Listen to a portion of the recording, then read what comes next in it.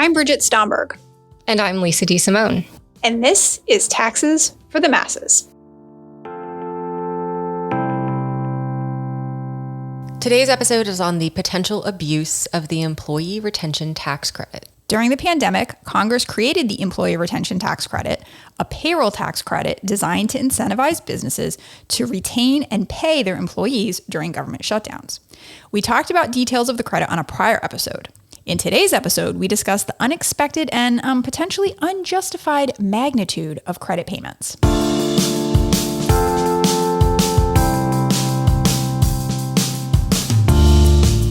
Hello, Lisa. Hello, B. So today we are talking about the Employee Retention Tax Credit, or the Employee Retention Credit for short. And if you're asking yourself, haven't we already done this before? I am. The answer is yes. Okay, good. So I'm not going completely senile. Not just yet. Not just yet. Great. Okay, question. Are we rehashing this for a good reason, or are we becoming like other entertainment venues and just recycling old material due to, say, a writer's strike or lack of imagination? Okay, so first question, you just characterized us as an entertainment venue. And writers. There were lots of characterizations. There were things that were said. All right, I'll stand by them. Sure. Okay. But to answer your question, so yes, I would say that in general, I do lack imagination, but I'm not sure I'm following where you're trying to go with that, other than calling me out for being unimaginative. I'm just thinking of like on TV, it seems like everything's a reboot. Oh, right? yes. Okay. Following. Like we're sitting here in Texas together. We have a reboot of Walker, Texas Ranger. But just called Walker this time. Just Walker. It's edgy. The Equalizer. Yep. Quantum Leap. Magnum PI. Yes. I could go on. You could. Are we just rebooting the Employee Retention Tax Credit here? Okay, it's a fair question. I think I would characterize it maybe as more we're spinning off than rebooting. Okay. So we've got like a 90210 Melrose Place situation happening here. Oh God, I did it. I apologize, listeners. It didn't take much, and we got there. Nope. And I'm wishing that we hadn't gotten there. No. So I apologize. It was my fault. I walked right into it. All you had to do was say TV. Okay, so difference here. So we've got our spinoff. Okay. Our first show was a fairly peaceful affair. It was about the credit. It was about how to compute it. Yes. We had Stefan Richter on to talk about who was publicly disclosing it in their financial statements, et cetera, et cetera. Yes. This spinoff, as we're going to call it, it's going to up the drama and the intrigue substantially. As you would expect of any spinoff. 100%. I think we are going full primetime soap opera territory here. All right. I guess we'll have some of the stars from the first show do a little bit of a guest appearance on this show so that we could bridge the two and get people interested to follow our spinoff here. Absolutely. I mean, Jenny Garth was on the first several episodes of Melrose Place, so it only makes sense to do something similar here. Okay. The star, so to speak, of our first show on the Employee Retention Tax Credit was the details of the credit. Congress developed the Employee Retention Tax Credit to incentivize businesses to retain and pay their workforce during the pandemic. The credit offered the possibility of an immediate cash infusion in the form of a refundable payroll tax credit for companies that continued to pay their employees while experiencing either a government-ordered shutdown or a significant decline in their gross receipts. And on that show, yes, uncharacteristically, we actually kind of lauded the credit and like applauded Congress for making what we thought at the time was a fairly well-designed credit. So we liked something for once. We did. It was very, very out of character for us. And the reasons why, first of all, we said making the credit refundable was smart because it meant that money went into the hands of businesses immediately. They didn't have to wait till a period where they were taxable to benefit. Yep. And then second, we said that we liked the fact that they made it a payroll tax credit because it was tying the incentive, keeping your employees, to the activity it was meant to incentivize. So you're paying your workforce. When you pay employees, you got to have a payroll tax. Let's put the credit up against the payroll tax. Yep. The credit was originally capped at a max of $5,000 per employee. Okay. But it subsequently was increased to be $7,000 per employee per quarter. Oh, wow. So that max jumped up to $28,000 per employee. That's not chump change. No, it's not at all. Yeah. So all of this sounds like pretty good design. We thought so. Yeah. However, there are some issues. So first, the requirements for determining whether a business qualifies are, I'm going to say, complicated. Shocker. Okay. And they leave room for interpretation. That's putting it mildly. Which is another way of saying imagination and creativity, right? Second, although the credit was intended to keep workers receiving payments during the pandemic, companies were able to claim the credit and get cash even after the pandemic ended. Yeah, and that's the weird part here. Yeah. So most businesses became ineligible to claim the credit for wages paid after September 30th, 2021. Okay. There was another small contingent of businesses called recovery startup businesses that could have claimed the credit for wages paid up to December 31st, 2021. Okay. Still almost 2 years ago. Right. But companies can claim the credit today and get cash today, 2 years later, by filing an amended payroll tax return. Interesting. So typically, an originally filed payroll tax return for wages paid during that third calendar quarter of 2021, July through September, would have been due October 31st, 2021, almost 2 years ago. But an amended return would not be due until October 31st of 2024. So companies basically can keep asking for and getting cash for paying workers 2 or 3 years ago. So the cash received now is totally disconnected from that decision to retain and pay workers 3 years ago. Yes. Meaning we've moved from a situation where the credit is incentivizing desirable behavior to one where companies are basically just grabbing free cash on the table as a reward for something they already did. Yes. Okay. Yes. To be clear, someone could have retained and paid their workforce and now they're just collecting for it later. Sure. That already is not great, that timing Right. mismatch. But on top of that, we've got some speculation that people never qualified for this credit to begin with and are getting paid out for it. The credit is available to businesses who were subject to, quote, full or partial suspension of operations on account of a governmental order or who experienced a significant decline in gross receipts during the pandemic, end quote. So you were saying really nebulous things like a partial shutdown and a significant disruption to your business. What do these words mean? So the IRS tries to help, I guess. If you go to the IRS website and you ask, like, what is a partial shutdown of my business? They define it as more than nominal. Define nominal. This for is me. not helpful. We're going in circles. Yeah. Even something that should be straightforward, like you were shut down because of government order, like that seems straightforward. But it's not, because there are actually differences between an order Yes. to shut down and a recommendation Yes. to shut down. And if you shut down because your government recommended it, you're not qualified for this credit. So the point here is that there's a lot of complexity and not a lot of guidance. Okay. And who is overseeing this complicated, vague, and potentially very lucrative credit? The IRS. Yeah. The underfunded, overworked, shrinking, maligned IRS. Yeah.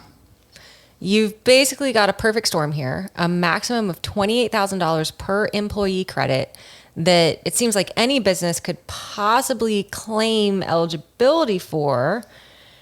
And it's being overseen by an agency that barely has enough resources to do its day-to-day job. So this is a recipe for disaster. It is. And that's exactly what we have. We have a disaster on our hands. A report issued by our favorite, the Treasury Inspector General for Tax Administration in 2022. I love TIGTA. They're great. They do all the things. They do all the things. So they issued a report and found that the IRS did not have processes in place to verify whether those recovery startup businesses, that group I told you could get the credit through 2021, they didn't have any processes in place to verify whether a business that said they were a recovery startup business was actually a recovery startup business. And now I'm remembering the charity scandal. Yeah, right? Okay. Very, very good analogy right there. Okay. So yeah, the IRS basically, when the Inspector General pushed them on it, they said, well, companies have to, sign under penalty of perjury that they do qualify. And so the IRS was basically just saying, we're going to take your word for it. Sure. Right. Because everybody's that honest. Always works. Always. And so some quick investigating by the Treasury Inspector General identified almost 1,000 businesses that claimed they were these recovery startup businesses, but likely weren't. Yeah. And on top of that, the Treasury Inspector General estimated that as many as 73% of amended payroll tax returns claiming the credit should have been referred to examination for further review, but were not. Whoops. So using a small sample, they estimated that the IRS had paid $45 million in potentially erroneous claims on just 200 amended returns. Woof. Yeah. Those numbers are not great. No. When Congress passed the credit, the Joint Committee on Taxation estimated a cost of $55 billion. That estimate then rose to $85 billion when the credit was expanded. As of March of 2023, the IRS has paid more than $150 billion. Yeah. And that number could have risen to $220 billion by July. So yeah, that's almost 3 times what was originally estimated. Yeah. And you would like to think that the JCT doesn't just whiff that badly on estimates. You'd like to think. So if we're estimating 85 billion and we're not even done yet, we've still got a whole other year and a half that these amended returns can come in, and we've already tripled that amount. Yeah. It seems like there's something going on. It does. Yes. So to their credit, the IRS did realize that something was potentially amiss. Okay, that's good. In July 2023, the service slowed their processing of amended payroll tax returns that involved the credit due to, quote, the complexity of the amended returns and the increase in aggressive and misleading marketing campaigns, luring honest small businesses and organizations into claiming the credit when they are not eligible for it, end quote. As of September 2023, the IRS had 735,000 unprocessed amended payroll tax returns, and that's when they pulled the plug. Yeah.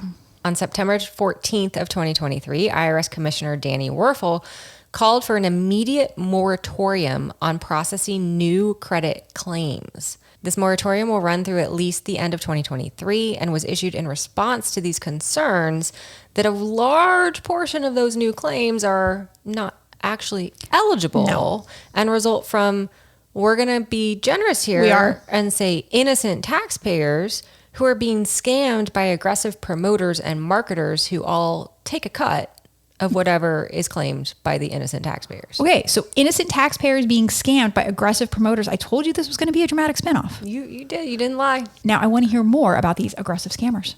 As you wish.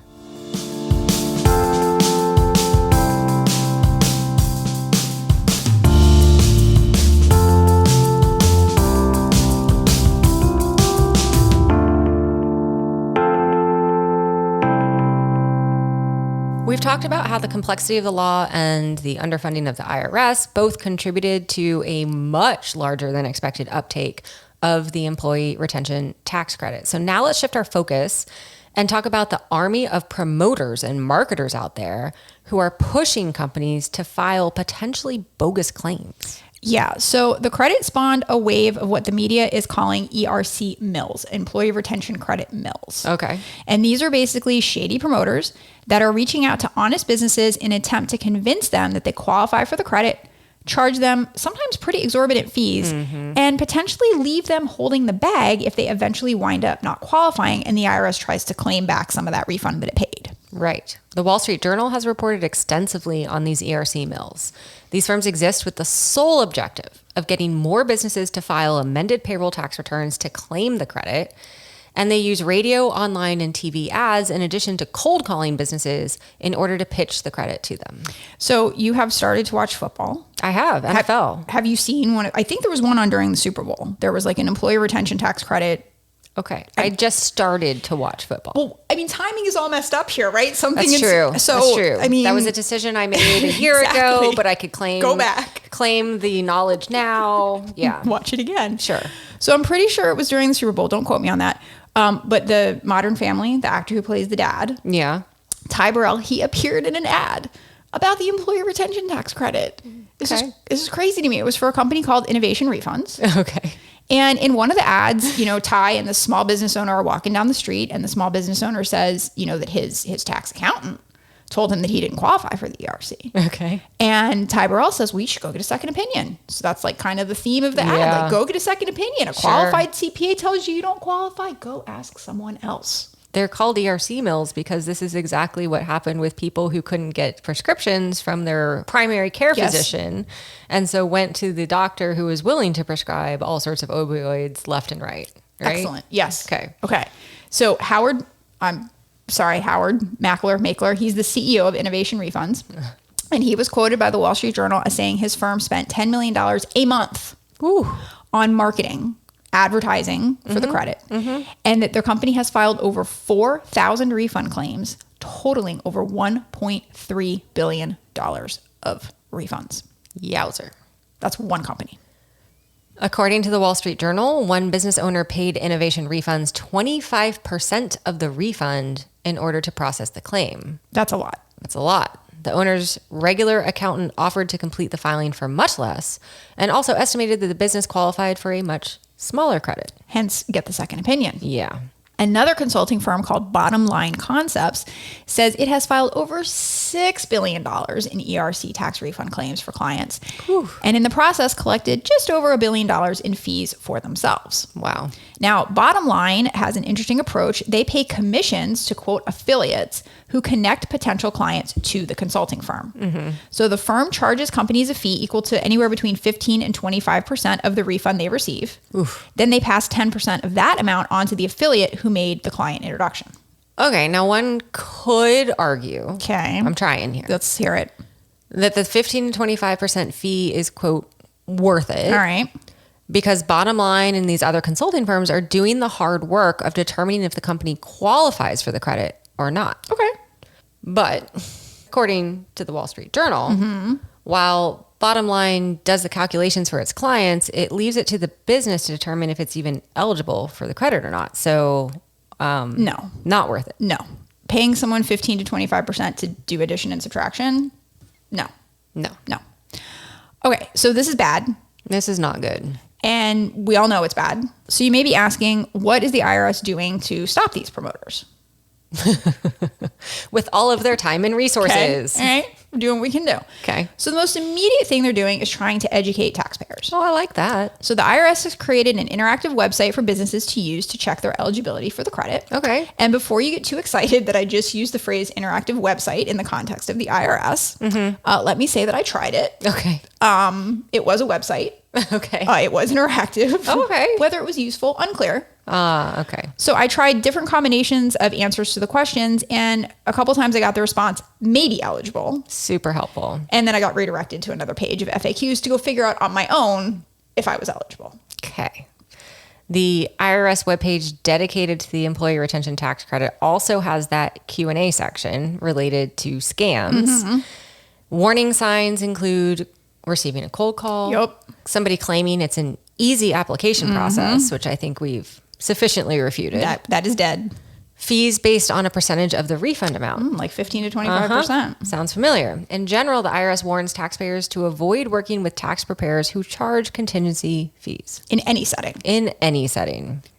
And the moratorium itself is something the IRS is doing to slow down these promoters, right? If you can no longer receive the refund, then that's probably going to maybe inhibit some of the activity. 100%. Because the nice thing is that these promoters were waiting until you got paid to take their 15 to 20%. Yes. Okay.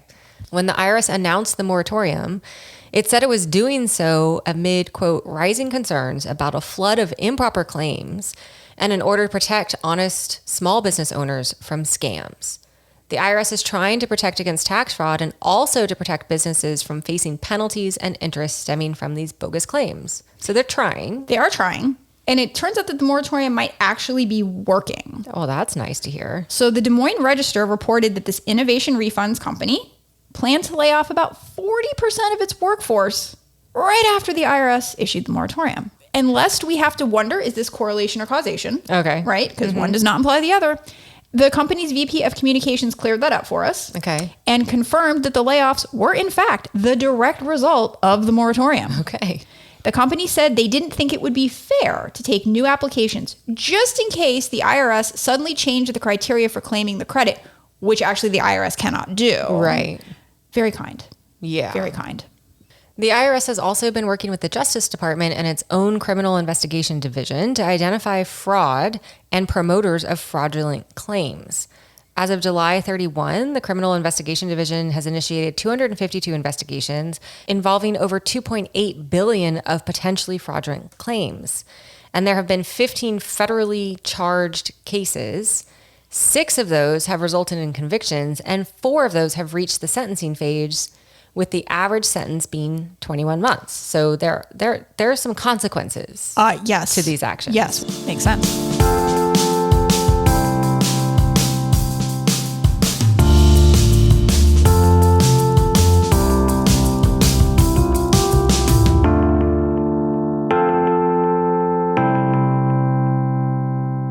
So now it's time for the good, the bad, and the ugly. And I'm getting the sense, based on the look of on my co-host's face here, that I'm going to be solely responsible for the good. Not saying anything. Okay. So I think there are a couple of things here. Okay. First of all, we liked the design originally of the credit. Okay. In theory. Are we big fat dummies? No, it's just that we've said it before and I'll say it again. Tax policy is hard. Yeah. Designing good policy is hard. Designing it is hard. Implementing it is even harder. Like when you get down to the details of how do we calculate this and who gets to claim it and, can you use a paid preparer, right? Like it gets very muddled. Yes. But the idea was good. The legislative intent behind the employee retention tax credit was good. When we try to require a lot of the implementation to fall on the shoulders of the IRS, now all of a sudden we're in the bad. Yeah. Right. Okay, so I am going to say something good because something did pop into my mind. Wow. I'm trying. I think it's maybe the name Danny Werfel. Like I think of UF. I have good. I want to help Danny out. I want to help out Commissioner Werfel. I think they're at least trying, right? Yeah. Like to your point, the IRS didn't design this credit. Congress designed the credit. Yep. They could have, in theory, put something in that limited the time period for amended returns, but they didn't do that, likely because they didn't know that it was a thing. So the IRS has kind of gotten saddled with what turned out to be not perfectly designed credit. And I feel like they are trying. They are trying their best. They're trying to educate, put those resources out there. They're talking about settlements and amnesty programs, and they're doing it. I think as soon as they realized the magnitude of the problem, they stepped in to try to do something about it. And so I'm going to give them a bone and say I think that they're handling it as well as they can. The moratorium was a good. Yes. Could it have come earlier? Maybe. Yeah. But it came, and that's a good thing.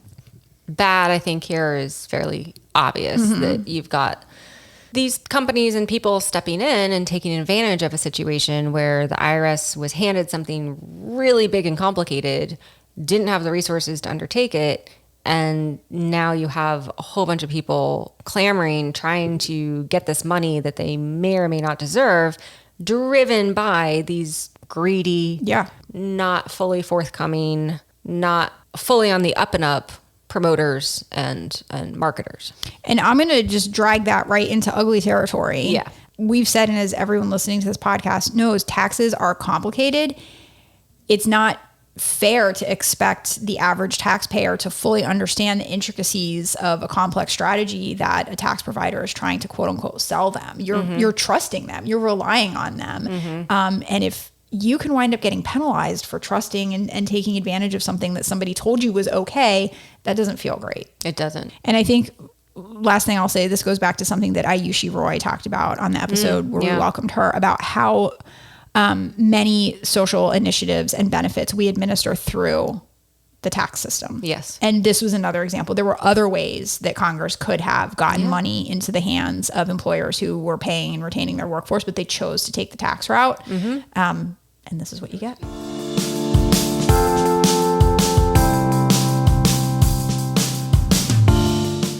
Well, that's all we have time for today.